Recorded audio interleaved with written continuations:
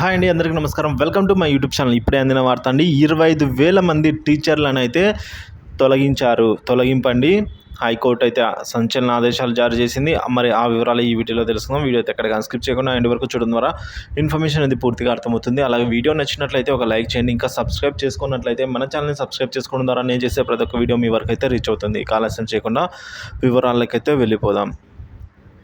West Bengal అండి. పశ్చిమ బెంగాల్లో సీఎం మమతా బెనర్జీ ప్రభుత్వానికి గట్టి దెబ్బ ఎదురైనట్లయింది. ఎందుకంటే 2016లో చేపట్టిన ప్రభుత్వ ప్రయోజిత ఎయిడెడ్ పాఠశాల టీచర్ల నియామకాన్ని అయితే కోల్కతా హైకోర్టు సంచలనాత్మకంగా తీర్పు ఇవ్వడం జరిగిందండి. సో వారందరినీ కూడా తీసేయాలని అయితే చట్ట విరుద్ధ నియామకాలు ఇవన్నీ అనైతే అన్నాయండి. సో ఈ విధంగా చట్ట విరుద్ధంగా జరిగాయి నియామకాలు అంటే చట్టవిరుద్ధంగా పోస్టులు ఇచ్చారు. మోసపూరిత ఖాళీలను ఓఎంఆర్ సీట్లలో అయితే సమర్పించి అనర్హులకు ఉద్యోగాలు ఇచ్చారు అని మొత్తానికి అయితే హైకోర్టు తేల్చింది.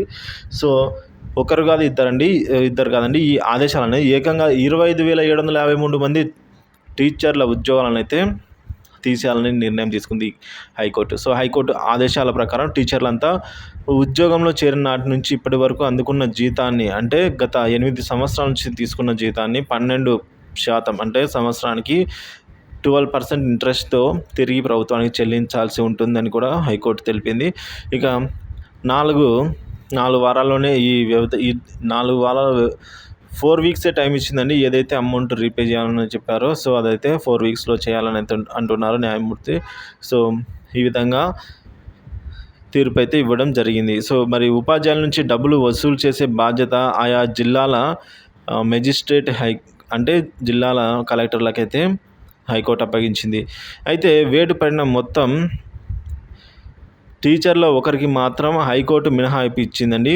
సోమదాస్ అనే వ్యక్తి క్యాన్సర్తో బాధపడుతూ ఉండడంతో మానవతా దృక్పథంతో తన ఉద్యోగాన్ని కొనసాగించేలా హైకోర్టు ఉత్తర్వులలో పేర్కొంది. మరోవైపు నియామకం ప్రక్రియపై అయితే తదుపరి విచారణ జరిపి 3 నెలల్లో నివేదిక సమర్పించాలని అయితే సిబిఐని కూడా కోర్టు ఆదేశించింది. ఇక తాజాగా నియామక ప్రక్రియను మొదలుపెట్టాలని, సో కొత్త వారిని ఈ విధుల్లోకి తీసుకురావాలనేది పశ్చిమ బెంగాల్ స్కూల్ సర్వీస్ కమిషన్ అయితే పేర్కొనడం జరిగింది. మరి మీరు చెప్పండి, ఇంతమంది ఉద్యోగాలు తీసేయడం కరెక్టా కాదా అన్న విషయాన్ని అయితే కామెంట్ చేయండి. Thank you for watching this video.